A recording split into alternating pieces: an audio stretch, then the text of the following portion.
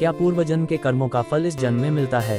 श्री कृष्ण की वाणी, गीता ज्ञान, भागवत गीता। क्या आपने कभी सोचा है कोई इंसान जन्म से ही अमीर क्यों होता है? कोई जन्म से ही संघर्ष में क्यों पैदा होता है? कोई बहुत मेहनत करके भी असफल रहता है और कोई बिना मेहनत के भी सफल हो जाता है। क्या ये सब केवल किस्मत है या फिर ये पूर्व जन्म के कर्मों का परिणाम है? आज हम जानेंगे क्या सच में पिछले जन्म के कर्म इस जन्म में फल देते हैं, और अगर देते हैं तो क्या हम अपने भविष्य को बदल सकते हैं। आज की इस गहरी कथा में हम जानेंगे श्री कृष्ण की वाणी के माध्यम से ओपन बुक अध्याय 1 कर्म का रहस्य। 10 मिनट। महाभारत के युद्ध भूमि में अर्जुन खड़े थे। उनके मन में भ्रम था, डर था, प्रश्न थे। तब श्री कृष्ण ने उन्हें कर्म का गूढ़ ज्ञान दिया। भगवद गीता में श्री कृष्ण कहते हैं, मनुष्य अपने कर्मों से बंधा हुआ है। हर कर्म, चाहे वह छोटा हो या बड़ा, उसका फल निश्चित है। कर्म 3 प्रकार के होते हैं। 1. संचित कर्म, पिछले जन्मों के जमा कर्म। 2. प्रारब्ध कर्म, जो इस जन्म में फल दे रहे हैं। 3. क्रियमान कर्म, जो हम अभी कर रहे हैं। हमारा वर्तमान जीवन, हमारी परिस्थितियां, हमारा परिवार, ये सब प्रारब्ध कर्मों का परिणाम माना गया है। ओपन बुक अध्याय 2 एक कहानी। 15 मिनट। एक नगर में 2 बच्चे एक ही दिन जन्मे। पहला बच्चा अमीर परिवार में पैदा हुआ, दूसरा गरीब परिवार में। पहले बच्चे को सब कुछ आसानी से मिला, दूसरे को हर चीज के लिए संघर्ष करना पड़ा। सालों बाद गरीब परिवार का बच्चा मेहनत करके बहुत बड़ा अधिकारी बन गया, और अमीर परिवार का बच्चा गलत संगत में पड़कर सब कुछ खो बैठा। क्यों? क्योंकि प्रारब्ध हमें परिस्थिति देता है, लेकिन क्रियमान कर्म हमारा भविष्य तय करते हैं।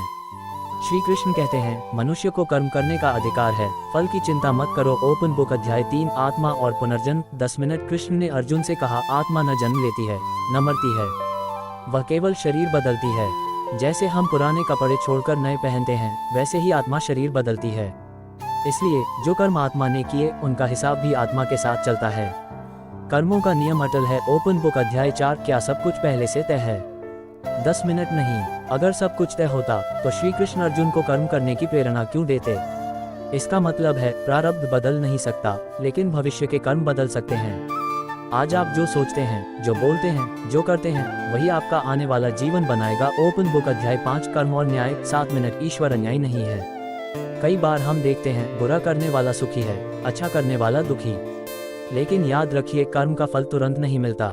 कभी तुरंत, कभी देर से, कभी अगले जन्म में, लेकिन मिलता जरूर है। ओपन बुक अध्याय 6 जीवन बदलने का सूत्र। 10 मिनट। अगर पूर्व जन्म के कर्म इस जन्म को प्रभावित करते हैं तो क्या करें? 1. अच्छे कर्म करें। 2. निस्वार्थ सेवा करें। 3. क्रोध और लोभ से बचे। 4.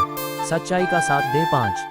भगवान में विश्वास रखें। जब मन शुद्ध होगा, कर्म शुद्ध होंगे, तो भविष्य उज्जवल होगा। ओपन बुक अंतिम संदेश। 5 मिनट। आज जो भी परिस्थिति है, वह किसी कर्म का परिणाम है, लेकिन याद रखिए, आप पीड़ित नहीं हैं, आप सृजनकर्ता हैं। आज से यदि आप अपने कर्म बदल दें, तो आने वाला जन्म ही नहीं, ये जीवन भी बदल सकता है।